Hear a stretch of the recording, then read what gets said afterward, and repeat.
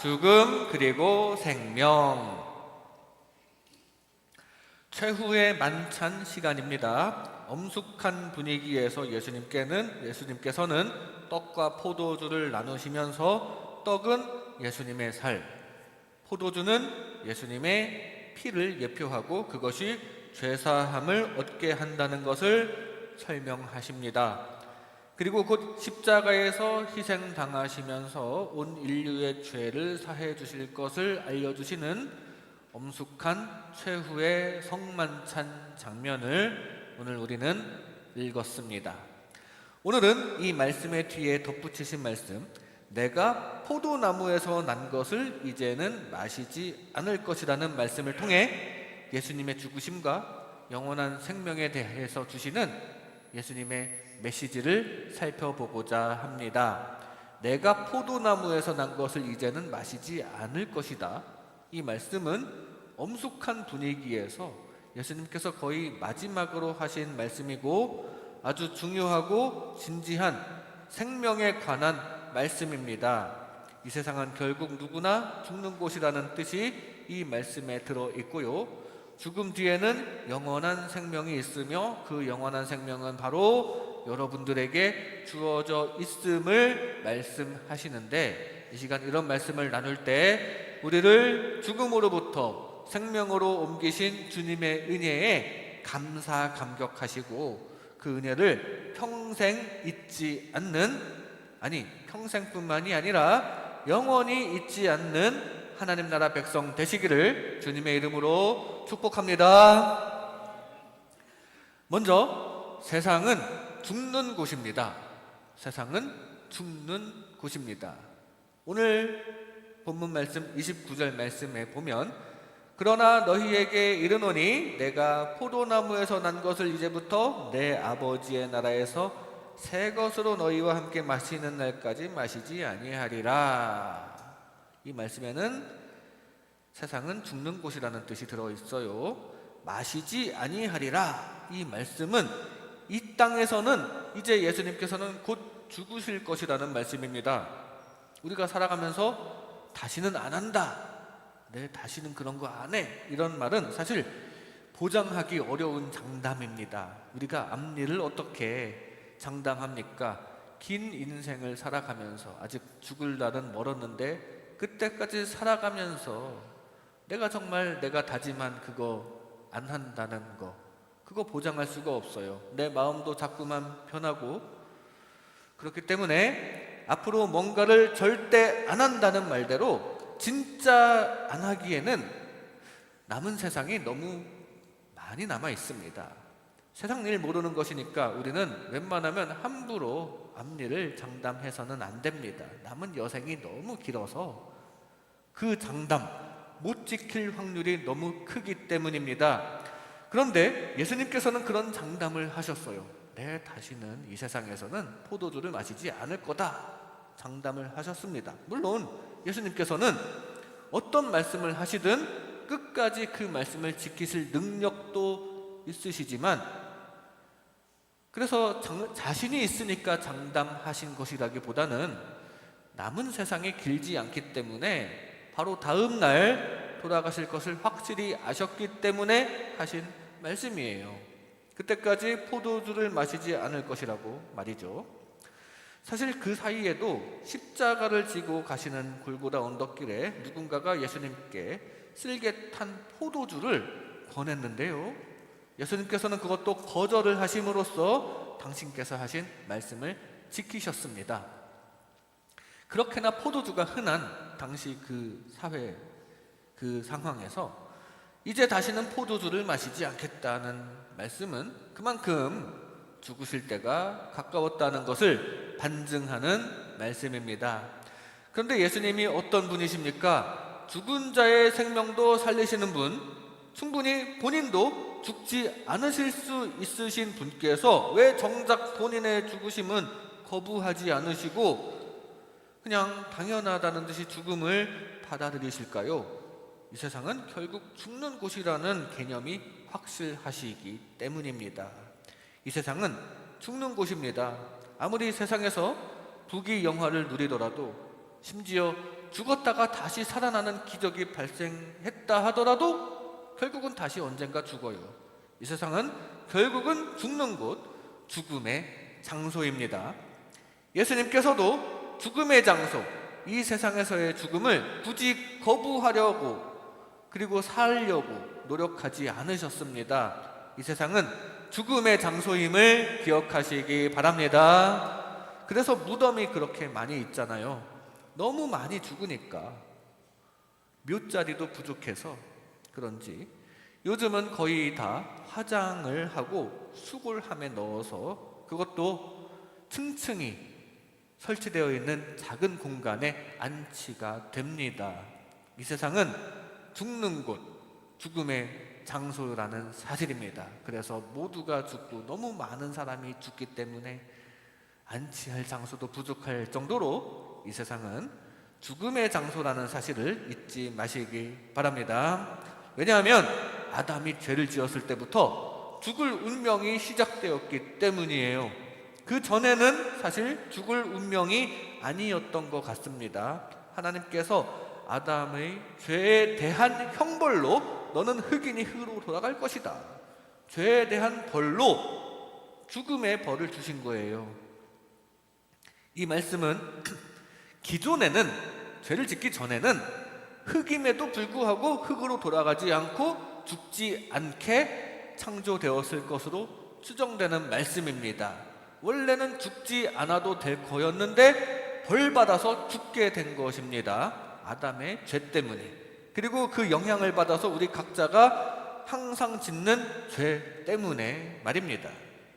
죄의 삭은 사망이라고 증거되어 있고 모든 사람이 죄를 범하였음에 하나님의 영광에 이르지 못한다고 로마서에 증거되어 있습니다. 이 세상은 모든 사람이 다 죄를 범하는 곳이기 때문에 이 세상에서는 모두가 다 하나님의 영광에 이르지 못하고 죽습니다. 죽는 곳이에요. 모두가 벌받아서 죽는 곳입니다. 그러니까 죄 때문에 누구나 결국 죽는 이 죽음의 장소, 이 세상에만 너무 집착하지 마시기 바랍니다. 대신 생명의 장소 하늘에 더 신경을 쓰는 저와 여러분 되시기 바랍니다.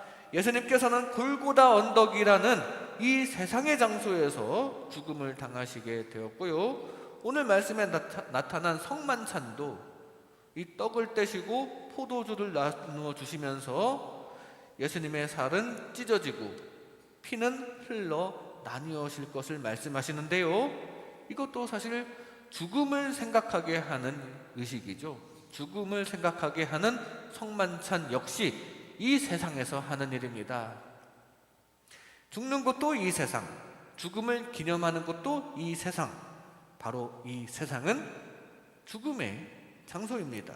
죽음의 장소인 이 세상에만 너무 집착하지 않기를 바랍니다. 사람은 생명도 결국은 죽지만 물질들도 영원하지 않은 곳이 이 세상입니다. 2008년에 리먼 브러더스 사태가 있었을 때 많은 사람들이 경제적인 어려움을 겪었습니다. 많은 부자들이 명품, 자동차, 보석 이런 것들에 집착했었고 많은 부를 과시했었는데 경제 위기를 기점으로 그 중에 몇몇은 하루아침에 재정적인 어려움을 겪게 되었고요. 그들이 가지고 있었을 때 사놓았던 명품, 그건 사실 쓸데없는 지출이 되어버렸습니다. 부동산 가격 상승에 대한 기대감으로 무리하게 대출을 받아서 투자를 하였지만 시장의 변동으로 인해서 큰 손실을 보는 경우도 있습니다. 세상의 물건들은 그 가치가 영원하지는 않다는 사실을 기억해야 합니다. 세상 것들은 다 유한하다는 것을 잊지 마시기 바랍니다. 눈에 보이는 이 세상만 너무 집착하지는 말아야 합니다. 이 세상은 결국은 다 죽는 것이고요. 한계가 있습니다. 죽은 이후에 지갑을 가지고 하늘나라 가는 거 아닙니다. 가상화폐나 주식이나 부동산을 보유했다고 하늘나라에서 그걸 사용할 수 있는 것도 아니에요. 심지어 이 세상에서 쌓은 명예롭게 이 세상을 살아갔다고 해서 천국에서 그걸 인정받는 것도 아닙니다. 천국에서는 그저 하나님께 얼마나 영광을 올렸는지 그걸 인정받는 것이지, 세상에서 자신이 얼마나 높아졌는지를 인정받는 것이 아니에요. 얼마나 부자가 되었는지를 인정받는 게 아닙니다. 별개의 세상입니다. 유한한 이 세상에만 집착하지 말고 무한한 하늘을 바라보는 저와 여러분 되시기를 주님의 이름으로 축복합니다. 세상은 죽는 곳입니다. 다음으로 죽음 뒤에는 영원한 생명이 있습니다. 죽음 뒤에는 영원한 생명이 있습니다. 아까 읽었던 동일한 말씀 29절 말씀에 보면, 그러나 너희에게 이르노니 내가 포도나무에서 난 것을 이제부터 내 아버지의 나라에서 새 것으로 너희와 함께 마시는 날까지 마시지 아니하리라. 내 아버지의 나라에서 새 것으로 마시겠다고 말씀하시는데요, 이 내 아버지의 나라가 어딥니까? 예수님의 육신의 아버지 요셉의 나라 이스라엘입니까? 아니죠. 예수님께서는 하늘 아버지의 나라, 곧 하늘나라 천국을 가리키시고 말씀하신 것입니다. 저 하늘나라에서 포도주를 마실 것이다. 그 하늘나라는 우주 어딘가에 있는 게 아닙니다. 이 세상의 공간 차원을 초월한 영적인 공간에 준비된 나라입니다. 그리고 이 세상의 시간 차원도 초월하여 영원한 나라이며 죽음의 차원도 초월하였기 때문에 영원한 생명이 있는 영적인 공간에 있는 나라입니다. 바로 그것을 십자가에서 죽으신 후에 가시겠다는 말씀이에요. 뒤집어 말하면 죽으셔야 그곳에 가시게 된다는 말씀, 죽으셔야 그곳에 가시게 된다는 말씀입니다. 이렇게 죽음 뒤에는 영원한 생명이 있습니다. 예수님께서 죽으셔서 그 영원한 생명의 나라에 가셨듯이 우리도 예수님 따라, 여러분들도 예수님 따라서 죽음 이후에 영원한 생명의 나라에 가시고 또 지금부터 그 나라에 소망을 품으시기를 바랍니다. 왜 죽음 뒤에는 영원한 생명이 있어야 마땅할까요? 하나님께서 아담을 창조하셨을 때 원래의 모습은 죄 없이 영원히 살아가도록 창조하셨기 때문입니다. 그래서 원래 상태로 되돌아가야 마땅한 것이에요. 죽음을 죄에 대한 형벌로 주셨다는 것은 그 죄 아니었으면 죽지 않았을 것이라는 뜻이고, 그것이 바로 하나님께서 원래 사람을 위해 창조하신 이 세상의 원래 하나님의 의도된 모습입니다. 그런데 뜻밖의 죄 때문에 이 세상이 망가지고 사람은 그 결과 누구나 다 죽게 되었는데, 하나님께서는 이걸 원하신 게 아니었거든요. 사필귀정이라는 말이 있습니다. 처음에는 만사가 올바르지 않은 것처럼 보여도 결국에는 모든 일은 반드시 올바르게 돌아갈 것이라는 뜻입니다. 사필귀정. 영적으로도 마찬가지입니다. 영적 사필귀정이 이루어지기 위해서는 죽음 이후에 영원한 생명이 필수예요. 그것이 있어야 모든 것이 그때 제대로 돌아가게 되는 것입니다. 세상에서 부조리하게 끝나버리고 말면 그건 하나님의 의도가 아니고 그러면 안 되는 것이기 때문입니다. 쉽게 말해 나쁜 사람만 잘 먹고 잘 살다가 끝나버리는 것은 그건 하나님께서도 원하시는 바가 아니에요. 세상만 생각하면 많은 부분이 불공평합니다. 그러나 초월적이신 하나님께서는 결국 모든 것을 선으로 되돌려 놓으실 것인데, 그곳이 바로 하나님의 나라, 죽음 뒤의 세상에서 사필귀정을 이루실 것입니다. 그 하나님의 나라에는 이제 에덴 동산에서 그랬던 것처럼 사탄이 침입하지 못하게 그렇게 다 막아 놓으셨을 것이고, 거기서 영원히 선을 유지할 수 있을 것입니다. 그 하나님의 나라에서 주님과 영원히 사랑으로 함께하며 살아가시기를 바랍니다. 예수님께서는 스스로를 생명의 떡이라고 말씀하시면서 예수님을 믿는 자는 영원히 목마르지 아니하리라고 하셨습니다. 그 영원은 진짜 영원입니다. 영원히 목마르지 아니하리라고 하셨다고 평생 동안 목마르지 아니하리라가 아니라요, 영원입니다. 영원한 생명을 약속하신 것입니다. 이 세상에서는 언젠가 죽겠지만 영원한 생명 가운데에서 영원히 목마르지 아니하시기 바랍니다. 어떻게 하면 영원한 생명을 얻을 수 있을까요? 진시황처럼 불로초를 구하면 영생을 얻을 수 있을까요? 여러분들처럼 나이를 거꾸로 먹으면서 피부관리, 건강관리 잘 하면서 거기에 현대기술을 잘 접목하면 그러면 영원히 살 수 있을까요? 기후위기를 극복하거나 외계의 더 좋은 행성을 찾아가면 거기서 건강하게 후손 대대로 영원히 살아갈 수 있을까요? 호랑이는 죽어서 가죽을 남기듯이 내 이름을 남기면 이름은 영원히 남아서 그게 영원한 생명이 되는 것일까요? 아닙니다.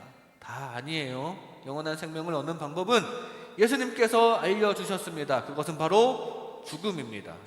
죽음이 영원한 생명으로 가는 관문이 됩니다.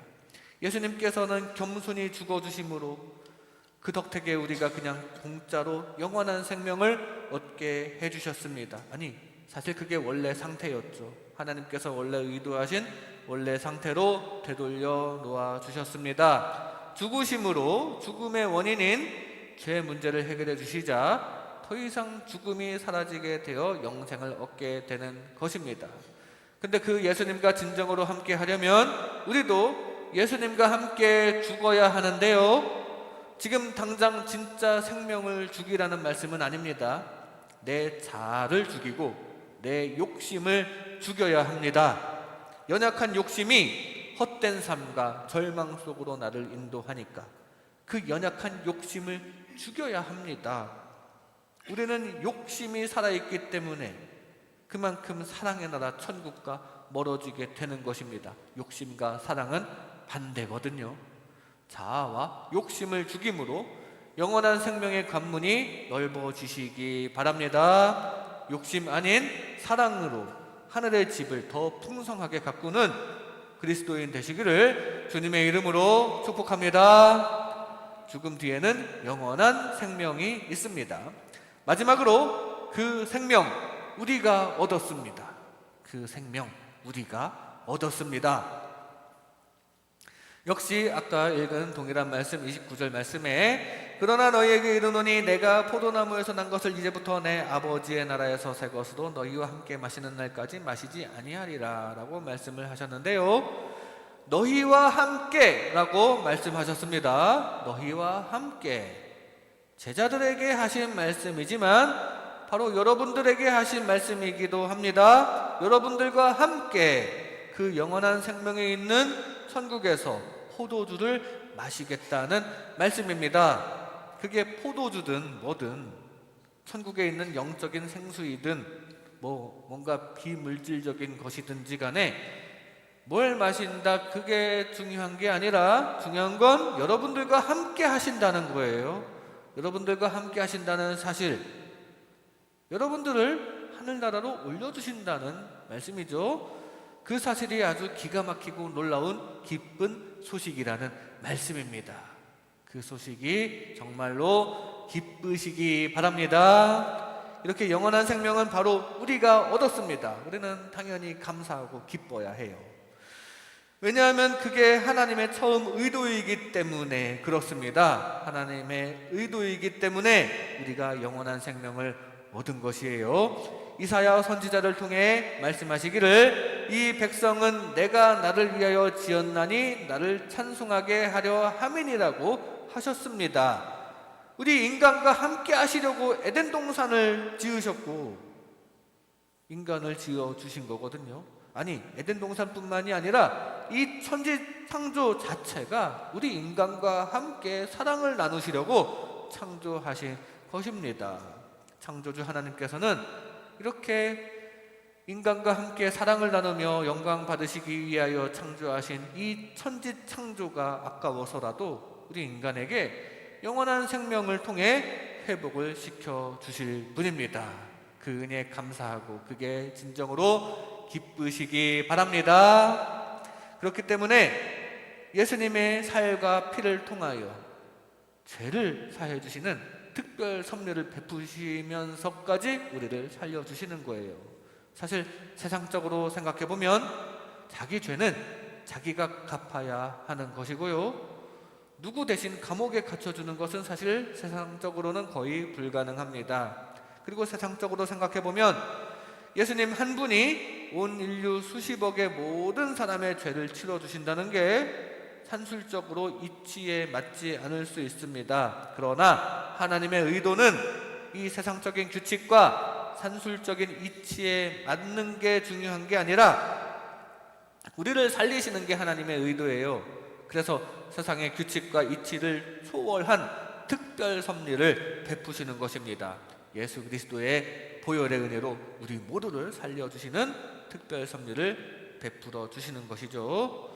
사실 그냥 거저 주시는 용서고요, 특별 사명과 같은 것입니다. 광복절 특사로 풀려나는 죄인이 아니 왜 제가 형기가 남았는데 그걸 채우지 않고 지금 풀려나는 거죠? 하면서 따지는 사람이 있습니까? 아니죠. 그냥 감사합니다 하고 다 나가야죠. 그런데 예수님을 믿지 않는 사람들은 풀려나지 않으려고 애를 쓰는 거예요. 아니 왜 십자가 대속을 믿어야 하죠? 하면서 용서받았음을 굳이 안 받아들이려고 애를 쓰는데 그럴 필요 없습니다. 감사합니다 하고 용서받으면 됩니다. 그렇게 용서해 주시고 싶을 정도로 하나님께서는 우리와 영원히 함께 하시고 싶어 하신다는 사실을 잊지 마시기 바랍니다. 그러면 우리는 기뻐해야 마땅합니다. 그런데 우리는 이것저것을 따지면서 기뻐할 시간을 허비하고 있습니다. 세상의 문제에만 집중하면서 하나님께 감사할 시간을 낭비하고 있지는 않습니까? 예수님의 말씀을 들은 제자들, 오늘 이 예수님의 말씀을 들은 제자들은 사실 기쁘고 희망이 가득 찬 소식을 들은 것이었습니다. 하늘나라에서 그 제자들과 함께 하시겠다는 말씀, 기쁜 일이잖아요. 앞으로 하늘나라에서 기쁘게 만나시겠다는 말씀인데 제자들은 이 기쁜 소식을 들었지만 당시에 누구 하나 기쁨을 느끼지 못했습니다. 당시의 세상 분위기가 흉흉했거든요. 밖에서는 예수님을 잡아가려는 유대인들이 막 돌아다니고 있는 그런 분위기에서 하늘의 영적인 생명 때문에 기뻐할 수가 없었던 것 같습니다. 지금 밖의 분위기 때문에 압도되었던 것 같아요. 우리도 마찬가지 세상의 문제에 너무 압도되어서 영적인 기쁨을 망각하면서 살아갈 때가 많다는 사실입니다.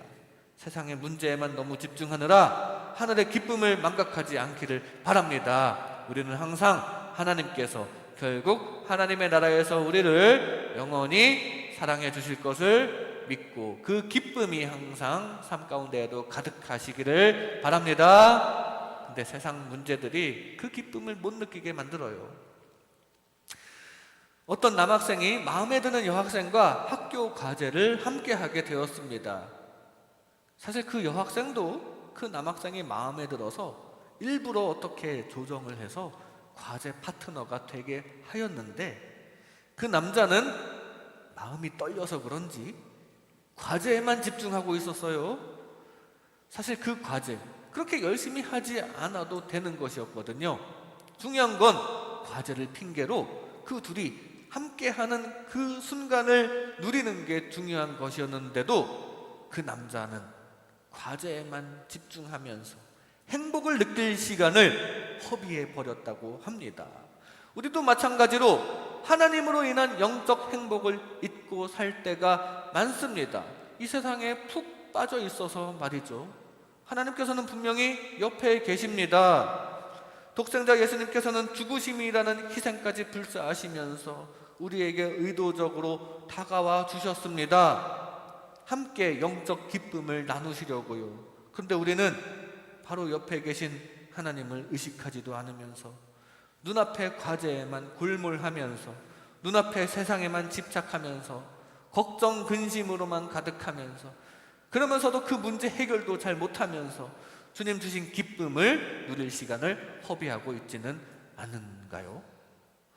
곁에 계신 하나님을 늘 느끼시기를 바랍니다. 그 예수님의 은혜로 인해 항상 기쁘시기 바랍니다. 쉬지 않고 기도하며 하나님을 느끼시기 바랍니다. 문제가 있을 때마다 하나님께 도움을 요청하며 하나님을 느끼시기 바랍니다. 또 그 문제 해결을 받으며 기쁨을 느끼시기 바랍니다.